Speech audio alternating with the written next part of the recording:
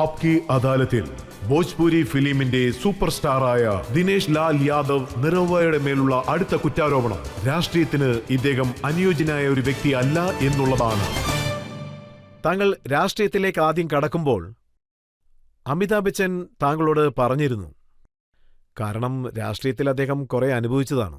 അതുകൊണ്ട് ഈ വഴി തിരഞ്ഞെടുക്കാൻ പാടില്ലെന്ന് താങ്കളോട് പറഞ്ഞു. പക്ഷെ താങ്കൾ അത് കേട്ടില്ലല്ലോ. നിങ്ങൾ പറഞ്ഞത് ശരിയാണ് സാർ. പക്ഷേ എനിക്കെന്താ തോന്നുന്നതെന്ന് വെച്ചാൽ, സാർ എൻ്റെ അടുത്ത് പറഞ്ഞപ്പോൾ അദ്ദേഹം ഇക്കാര്യമൊക്കെ ആലോചിച്ചായിരിക്കും പറഞ്ഞിരിക്കുന്നേ. ഒരു സെലിബ്രിറ്റി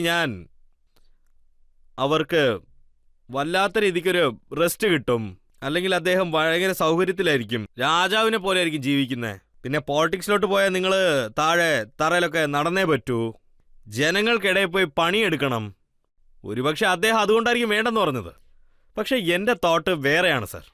സാർ, എനിക്കറിഞ്ഞ് രാഷ്ട്രീയത്തിൽ ഒരാൾ ഫിറ്റ് എന്ന് തോന്നുവാണെങ്കിൽ അത് ഞാൻ തന്നെയായിരിക്കും സാർ. അതിനെന്താണ് കാരണം? അതിന് ഇത് തന്നെയാണ് കാരണം. എന്നോട് സ്നേഹമുള്ളവര്, എന്നെ കാണണമെന്ന് ആഗ്രഹിക്കുന്നവര്, എന്നെ ആശീർവദിക്കുന്നവര് എല്ലാ ഭാഷകളിലും ഉണ്ട്, എല്ലാ ജാതികളിലും ഉണ്ട്, എല്ലാ മതങ്ങളിലും ഉണ്ട്. സോ എല്ലാവരും ആഗ്രഹിക്കുന്ന ഒരു പൊളിറ്റീഷ്യനാണ് ആവശ്യം. പിന്നെ എനിക്ക് എന്താ തോന്നുന്നതെന്ന് വെച്ചാൽ, ഞാൻ ഇതുകൊണ്ടാണ് മോദിജിക്ക് സപ്പോർട്ട് ചെയ്യുന്നതെന്ന് തോന്നുന്നു. അദ്ദേഹം ഇതൊന്നും നോക്കത്തില്ല. നിങ്ങളുടെ ഭാഷ എന്താണ്, നിങ്ങളുടെ മതം എന്താണ്, നിങ്ങളുടെ ജാതി എന്താണ്, നിങ്ങളുടെ പാർട്ടി എന്താണ്, നിങ്ങൾ അദ്ദേഹത്തിന് വോട്ട് ഇട്ടിട്ടുണ്ടോ ഇല്ലയോ എന്നൊന്നും നോക്കത്തില്ല. ഒരിക്കലും നോക്കില്ല. ഒരുപക്ഷെ നിങ്ങൾ പണിയെടുക്കുന്നവരാണെങ്കിൽ നിങ്ങൾക്ക് പണി കിട്ടും, അല്ലെങ്കിൽ നിങ്ങൾക്ക് വീട് വേണമെങ്കിൽ വീട് കിട്ടും. അതിനുള്ള ഡോക്യുമെന്റ് മാത്രം കറക്റ്റ് ആയിട്ട് ഇരുന്നാൽ മതി. ഒരുപക്ഷെ നിങ്ങൾക്ക് റേഷൻ വേണമെങ്കിൽ കിട്ടും, ആയുഷ്മാന്റെ കാർഡ് വേണമെങ്കിൽ അതും കൂടെ കിട്ടും. കാരണം നിങ്ങൾ ഇന്ത്യയിൽ ഒരു പൗരനാണ്. പിന്നെ അദ്ദേഹം ഇന്ത്യക്ക് വേണ്ടി എന്ത് ചെയ്താലും അത് എല്ലാവർക്കും കിട്ടും. നിങ്ങൾക്ക് ലാഭം കിട്ടും സാർ. അതുകൊണ്ടാണ് ഞാൻ രാഷ്ട്രീയത്തിൽ ഇരിക്കുന്നത് സാർ. മോദിയോടൊപ്പം താങ്കൾ ഇപ്പോഴാണ് ജോയിൻ ചെയ്തിരിക്കുന്നത്, അദ്ദേഹത്തിന്റെ അഡ്മയറായി മാറിയിരിക്കുന്നു.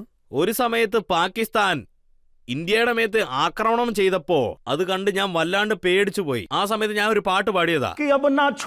പാകിസ്ഥാൻ के सबक सिखादा मोदी जी, अब ना छोड़िया पाकिस्तान के सबक सिखादा मोदी जी, सूतल जब ले शेर रहे तब तक गीदड़ ललकारे, लाखों गीदड़ भागे ले जब शेर झपट्टा मारे.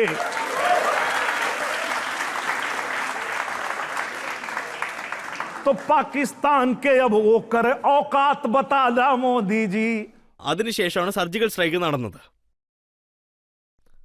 അപ്പൊ എനിക്ക് എന്താ തോന്നിയെന്ന് വെച്ചാൽ, ഞാൻ പാടിയ പാട്ടൊക്കെ അവർ കേൾക്കുന്നുണ്ട്, അത് അവരുടെ കാതിലോട്ട് എത്തുന്നുണ്ടെന്ന് വിചാരിച്ചു. താങ്കളുടെ വീഡിയോസ് ഒക്കെ ഞാൻ കണ്ടിരുന്നു. അതിൽ താങ്കൾ പറയുകയാണ് സൈക്കിൾ നോട്ട് ചെയ്യണമെന്ന്.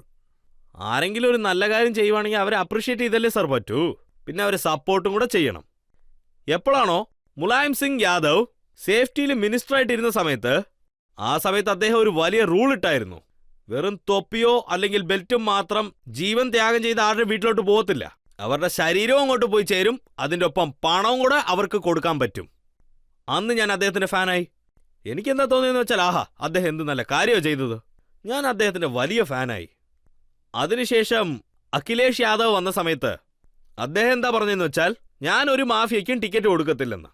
അപ്പൊ ഞാൻ അദ്ദേഹത്തിന് വേണ്ടി സംസാരിച്ചു, അത്രേ ഉള്ളൂ. അപ്പൊ ഇതാണ് കാര്യം.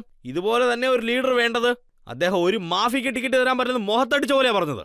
പക്ഷെ തോറ്റതിന് ശേഷം അദ്ദേഹം മാഫിയസിനൊപ്പം തന്നെ പോയി ചേർന്ന്. അപ്പോഴാണ് എനിക്ക് തോന്നിയത്, ബുൾഡോസർ ബാബ ഇപ്പൊ വന്നേ പറ്റൂന്ന്.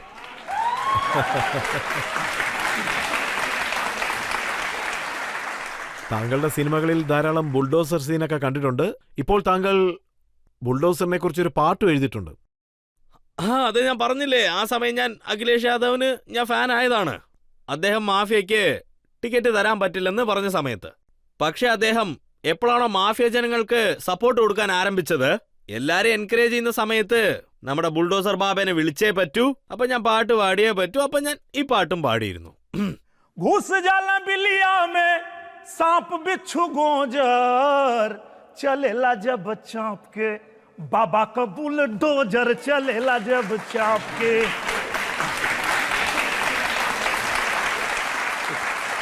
ആർക്കെങ്കിലും ചോദ്യം ചോദിക്കണം? നിങ്ങളുടെ ഈ പാട്ട് പോപ്പുലറൊപ്പം വലിയ ഹിറ്റായല്ലോ. യോഗി വരും, യോഗിജി വന്നുകൊണ്ടിരിക്കുന്നു. നിങ്ങൾ ഒരു തവണ ഈ പാട്ട് പാടിയ ഞങ്ങൾ വളരെ ഹാപ്പിയാവും. തീർച്ചയായിട്ടും തീർച്ചയായിട്ടും. चाहे जितना जोर लगा लो, चाहे जितना शोर मचा लो जीतेगी बीजेपी आएंगे फिर योगी आएंगे फिर योगी ജനങ്ങൾ താങ്കളെ ഇഷ്ടപ്പെടുന്നത് ഒരു ഫിലിം സ്റ്റാർ ആയിട്ടാണ്, ഭോജ്പുരി ഫിലിം സ്റ്റാർ, ഒരു സിംഗറായിട്ട്, ഒരു റൈറ്ററായിട്ട്. ആ ജോലി വിട്ടിട്ട് താങ്കൾ രാഷ്ട്രീയത്തിൽ ജോലി ചെയ്യുന്നു. ഇല്ല, ഞാൻ അങ്ങനെയൊന്നും ചെയ്യത്തില്ല. ഞാൻ എങ്ങനെ ചെയ്യുമെന്നുള്ള കാര്യം നിങ്ങൾക്ക് എല്ലാവർക്കും ഞാൻ പറഞ്ഞുതരാം. ഞാൻ ആദംകാട്ടിൽ ഷൂട്ടിംഗ് ചെയ്യുക. പിന്നെ ഷൂട്ടിങ്ങിന്റെ സമയത്ത് എവിടെയാണോ ഷൂട്ടിംഗ് നടക്കുന്നത് അവിടെ തന്നെ കമ്പ്യൂട്ടർ ഇടും, അവിടെ തന്നെ ഓഫീസ് അവർ വെക്കും. പിന്നെ ആർക്കെങ്കിലും ഒരു പണി ഉണ്ടായിരുന്നെങ്കിൽ അവിടെ തന്നെ ലെറ്ററും ടൈപ്പ് ചെയ്ത് മോദിജിക്ക് അയക്കണമെങ്കിൽ മോദിജിക്ക്, യോഗിജിക്ക് അയക്കണമെങ്കിൽ യോഗിജിക്ക്, എവിടെ പണിയുണ്ടോ അവിടെ പോയി പണിയെടുക്കും. അല്ലാണ്ട് ഞങ്ങൾ ആ പണിയൊന്നും ഇട്ടിട്ട് ഞങ്ങളുടെ മറ്റുള്ള പണി നിർത്തിയെന്നല്ല, ജനങ്ങളുടെ പണി നിർത്താനാണ് ഇതൊക്കെ ചെയ്യുന്നത്. നോക്കൂ, ഒരു കാര്യത്തിനെ സപ്പോർട്ട് ചെയ്യാനാണ് ഞങ്ങളൊക്കെ ഇങ്ങോട്ട് ഇറങ്ങിയത്. അപ്പൊ ഞങ്ങൾക്ക് ഇങ്ങനെ തോന്നുവാണെങ്കിൽ कि सपने नहीं सच में हकीकत बुनते हैं इसीलिए तो सब मोदी को चुनते हैं ഇപ്പൊ ഇന്ത്യയിലുള്ള എല്ലാവരുടെയും സ്വപ്നം നമ്മുടെ നാട് വളർച്ച അടയണമെന്ന് വെച്ചാൽ, അപ്പൊ ഈ സ്വപ്നം സഫലമാകാൻ വേണ്ടി മോദിജി സാറ് രാത്രിയും പകലും നോക്കണ്ട പണിയെടുക്കുന്നത്. അപ്പൊ നമ്മുടെ ഒരു ഇമ്പോർട്ടന്റ് ആയ സമയം അദ്ദേഹത്തിന് വേണ്ടി കൊടുക്കണം, അത്രേ ഉള്ളൂ. അദ്ദേഹത്തെ സപ്പോർട്ട് ചെയ്ത് ജയിപ്പിച്ചാൽ മതി.